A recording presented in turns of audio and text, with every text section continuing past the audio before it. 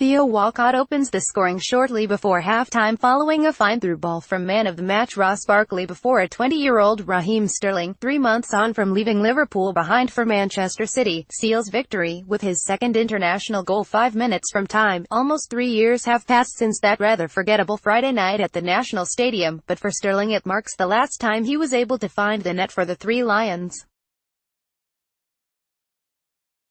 Against Panama and Nizhny Novgorod, his lack of goals on the international stage led to intense speculation over his inclusion, but it now appears that he will start ahead of Manchester United's Marcus Rashford. Sterling's profligacy in front of goal for England is remarkable given how much he has improved his finishing under the tutelage of Pep Guardiola and Mikel Arteta at the Etihad Stadium.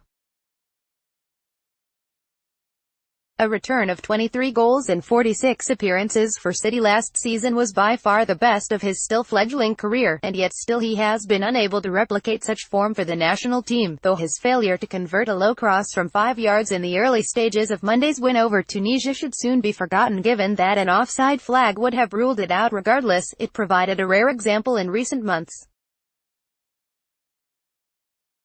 of Sterling losing his cool when presented with a relatively straightforward opportunity, almost getting to the ball too soon and finding himself with it under his feet rather than out in front of him to strike. He missed the target in a similar fashion against Burnley at Turf Moor back in March to widespread derision, only to answer his critics in his very next outing with a goal against Leicester City and 3 more in the subsequent 5 Premier League games.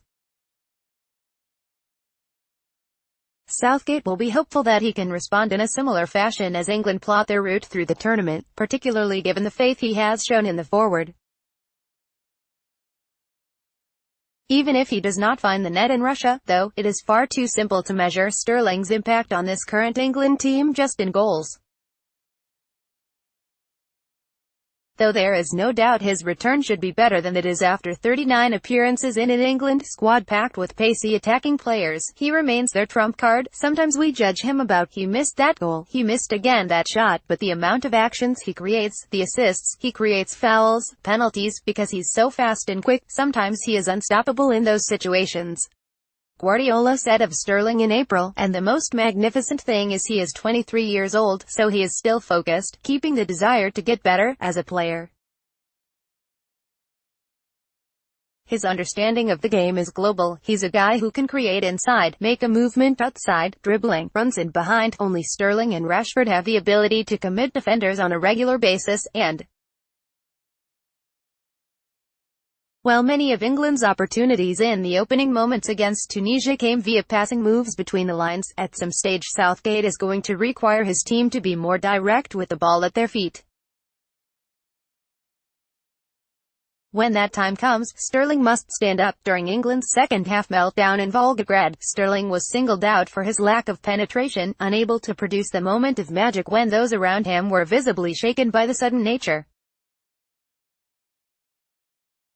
of Tunisia's equaliser from the penalty spot. Sterling holds the edge over Rashford in terms of overall ability, however, despite the possibility that the United star could deal with similar situations in a better manner from a psychological perspective.